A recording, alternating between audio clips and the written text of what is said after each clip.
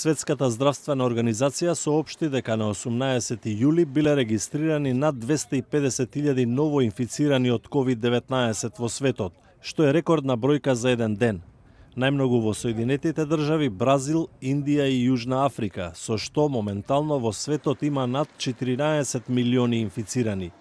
Американскиот главен епидемиолог ги повика локалните власти во Соединетите држави да преземат построги мерки во врска со носењето маски. I can say as a public health official that I would urge the leaders, the local political and other leaders in states and cities and towns to be as forceful as possible in getting your citizenry to wear masks.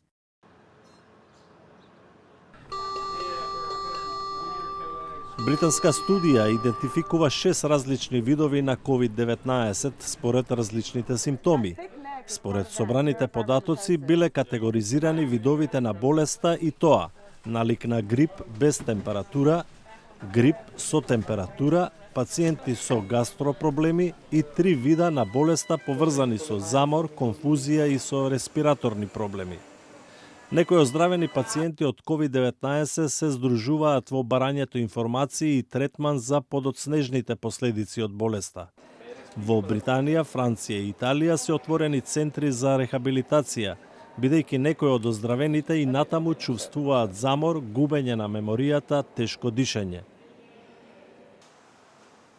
Лидерите на Европската унија на самитот во Брисел постигнаа согласност за фондовите за помош на земјите членки најпогодени од коронавирусот во износ од 750 милиарди евра, во вид на грантови и заеми, како и за рекордниот буџет на Унијата од 1,1 трилиони евра за наредните 7 години.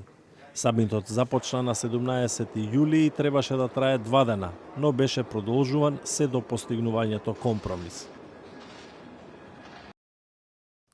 Научниците од Универзитетот Оксфорд соопштија дека нивната експериментална вакцина против коронавирус предизвикала имунитет кај волонтерите и немала никакви несакани последици.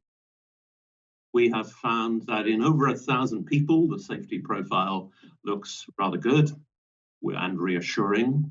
And importantly, we are seeing good immune responses in almost everybody. Пробите почнаа во април. Хил додаде дека 1 милион дози од вакцината ќе бидат произведени до септември. Сепак, ефикасноста се уште треба да се тестира на околу 10.000 луѓе. Во меѓувреме, Британија и Русија инвестираат во масовно производство на потенцијална вакцина уште и пред да биде потврдена незината ефикасност.